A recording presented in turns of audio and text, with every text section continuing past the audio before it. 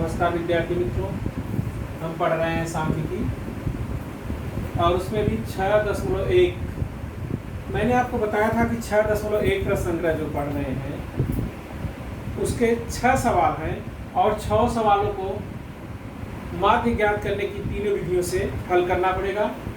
इसमें पहली विधि थी प्रत्यक्ष माध्य पद्धति, उसका मैंने एक ही सवाल बताया था इसलिए कि 9th क्लास में भी वो विधि पढ़ाई गई थी। 10th क्लास में अनुमानित माध्य पद्धति और सोपान विचलन माध्य पद्धति जो है, ये 2 विधियां हैं। तो अनुमानित पद्धति माध्य पद्धति को मैंने एक सवाल बताया था। आज इसका मैं 6वां सवाल बता रहा हूँ। 6वां सवाल इसलिए बता रहा हूँ, उसमें जो वर्ग था 1 2 3 4 5 था, तो बीच वाला हमको तीसरा मिल गया था, लेकिन इसमें 4 ही है तो बीच वाले 2 मिलेंगे, एक दूसरा मिलेगा एक तीसरा मिलेगा। अब हमको तीसरा लेना है कि दूसरा लेना है, हम किसी को भी लेकर के हल कर सकते हैं, लेकिन आपकी किताब में जो है वो नीचे से मध्य पद मतलब नीचे से दूसरा पद लेना पड़ेगा। अगर 6 होता तो नीचे से तीसरा लेते, 7 होता 8 होता तो नीचे से चौथा लेते, उससे हल करने पर आपका उत्तर आएगा। लेकिन अगर ऊपर से दूसरा ले या अगर 6 रहे तो ऊपर से तीसरा ले तो भी आपका सही होता है, लेकिन आपकी किताब में जैसे मैं वैसे बता रहा हूँ, आप वैसे ही करिएगा, नहीं तो कन्फर्म नहीं होंगे। मैंने आपको बताया था कि इसमें 5 कॉलम बनते हैं। इसके पहले माध्य प्रत्यक्ष माध्य पद्धति में 4 कॉलम थे, इसमें 1 2 3 4 और 5 कॉलम बने। इसमें डी आई वाला कॉलम जो है ये बढ़ जाता है। अब जो है इसमें 2 चीज दिया जाता है, एक वर्ग और दूसरा 12 बारता। किसी भी सवाल में चाहे माध्य माध्यिका बहुलक का हो, 2 ही चीजें दी जाती है, वर्ग और 12 बारता। अब इसका वर्ग मध्य निकालना है, तो मैंने बताया था दोनों को जोड़ करके और 2 का भाग देते हैं, तो 2 और 1 3000, उसका आधा हो गया 1500, 3 2 5000, इसका आधा हो गया 2500। अब देखिए कितने का अंतर है, यहाँ 1000 का अंतर है, तो हमने इसको जोड़ दिया इसमें 1000, तो 3500। अगला आएगा 4500, 1000 जोड़ते जाएंगे, वर्ग मध्य मिल गया। अब प्रश्न उठता है, ए जो है हमने कहा कि नीचे से दूसरा लेंगे, तो ए का मान हो गया 3500। अब हम 1500 में से 3500 घटाएंगे, फिर 2500 में से 3500 घटाएंगे, 1500 माइनस 3500, ऊपर लिखते हैं बराबर, यहाँ करेंगे और यहाँ भी बराबर, और फिर 3500 में से 3500 घटाएंगे और फिर 4500 में से 3500 घटाएंगे, तो यहाँ आएगा ऋण 2000 और यहाँ आएगा ऋण 1000 और यहाँ आएगा 0 और यहाँ आएगा 1000। अब इसका इसमें गुणा करना है, तो मैं गुणा करके लिख रहा हूं। तो देखिए इसका गुणा हमने किया, 2000 में 25 का गुणा किया, 25 गुना 50 और इसके आगे 3 शून्य बढ़ा दिया, ऋण आया, और 45 में ऋण 1000 का गुणा किया तो ऋण 45000 आया। इस दोनों को, ये दोनों ऋणात्मक है, और 0 में 50 का गुणा किया तो 0 आया, फिर 1000 में 30 का गुणा किया तो 30000 आया। ये दोनों ऋणात्मक थे, इसको जोड़ा तो 95000 हुआ, और ये 95000 में से 30000 निकल जाएगा तो आएगा 65000, लेकिन 65000 क्या ऋण चिन्ह के साथ आएगा, ऋण 65000। अब जो है हमें पहले डी बार का मान निकालना है, मतलब डी का ये विचलन डी का माध्य निकालना है, तो इसके लिए सूत्र है sigma F I D I और बटे सिग्मा एफ आई।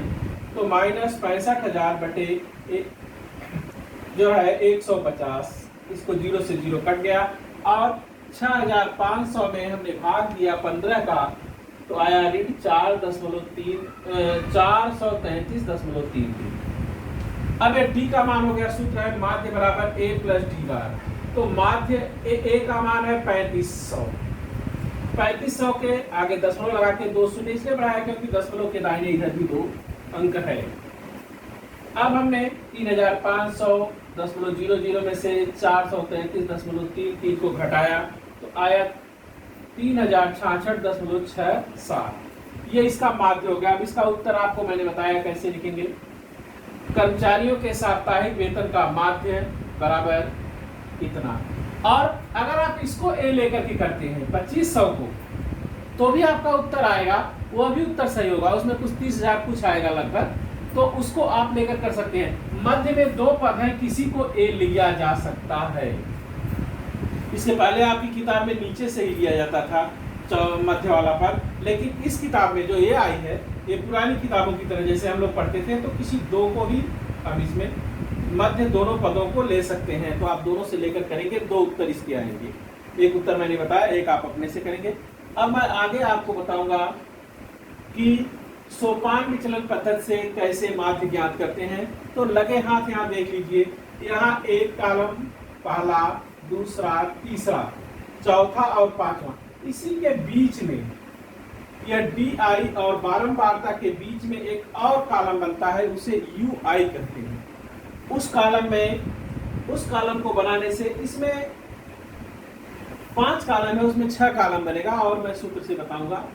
एक चीज और ध्यान में रखिए, जैसे आपने प्रत्यक्ष विधि पढ़ा तो उसमें गुणा और गुणा भाग बड़ा होता है। अनुमानित माध्य पद्धति पढ़ोगे तो उसमें गुणा भाग उसकी तुलना में छोटा होता है। और सोपान विचलन माध्य पद्धति अगर पढ़ोगे तो उसमें गुणा और भाग एकदम छोटा होता है। तो मैं आपको एक सवाल बताता हूं, इसको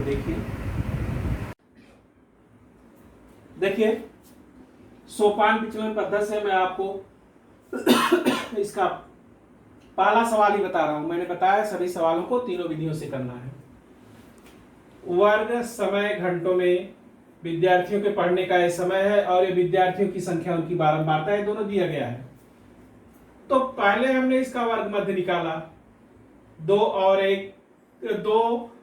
0 को जोड़ दिया तो 2, उसका आधा 1, इस दोनों को जोड़ा 4 2 6, उसका आधा 3। तो हमने देखा कि 2 का अंतर है, 2 जोड़ते जाएंगे और अगला वर्ग मध्य मिलता जाएगा।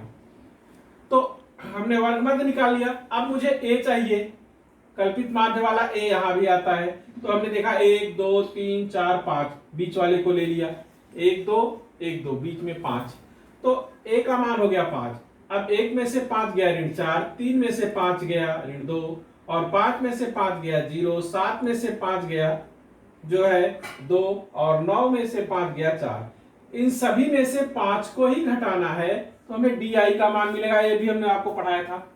अब दोनों के बीच का अंतर जो है वह है 2। यहाँ पर जी लिखा गया है, लेकिन एक्चुअली उसका मान यच, उसको यच कहते हैं, हर जगह यच कहते हैं। आपकी किताब में इस प्रश्न संग्रह में जी है, तो मैंने भी जी लिखा है, लेकिन बराबर एच लिखा है। आप एच जानिए, क्योंकि बहुलक और माध्यिका में एच रहेगा। ऋण 4 में हमने 2 का भाग दिया 2, ऋण 2 में 2 का भाग दिया ऋण 1, 0 में 2 का भाग दिया 0, 2 में 2 का भाग दिया 1, 4 में 2 का भाग दिया 2। अब देखिए गुणा कितना आसान हो गया। 2 का 7 में गुणा किया 7 दूनी 14, ऋण 1 का 18 में गुणा किया ऋण 18, 12 का 0 में गुणा किया 0, 1 का 10 में गुणा किया 10, 2 का 3 में गुणा किया 2 3 6, इसको जोड़ा तो ये प्लस 16 हुआ, और माइनस वाले को जोड़ा तो यह जो है माइनस 32 हो गया। आप लोग अब इससे जो है इस फार्मूले पर रख करके आप करेंगे। अगले पीरियड में मैं इसको पूरा बताऊंगा। ये इसको देखिए और हल कीजिए। धन्यवाद।